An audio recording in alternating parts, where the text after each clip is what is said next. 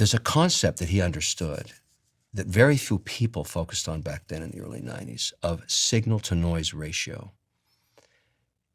What was so brilliant about Jobs that I tell every CEO now, and I don't care if you're an S&P 500 CEO or you're just starting a business, his vision of signal was the top 3 to 5 things you have to get done in the next 18 hours.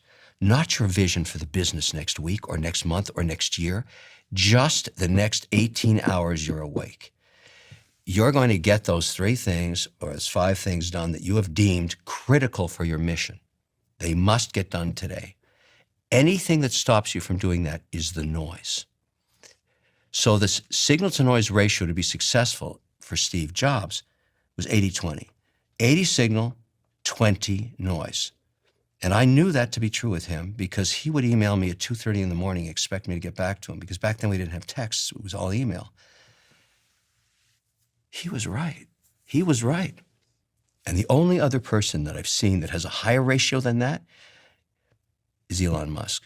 He has no noise.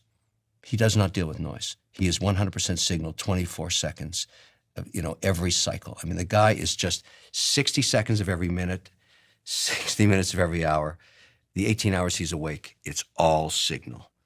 And look what It's really simplistic, but it still shocks me how few people actually practice this. And it's a struggle to practice, but is this issue of focus. Steve was the most remarkably focused person I've ever met in my life. And the thing with focus is it's not sort of like this thing you aspire to or you decide on Monday, you know what, I'm going to be focused. It is every minute, why are we talking about this? This is what we're working on. You can achieve so much when you truly focus. And one of the things that Steve would say, because I think he was concerned that I wasn't, he would say, how many things have you said no to? And I would, honestly, I would have these sacrificial things, because I wanted to be very honest about it, and so I say, oh, I said no to this, and no to that. And but he knew that I wasn't vaguely interested in doing those things anyway.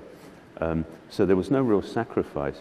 What focus means is saying no to something that you, with every bone in your body, you think is a phenomenal idea, and you wake up thinking about it, but you say no to it because you're focusing on something else.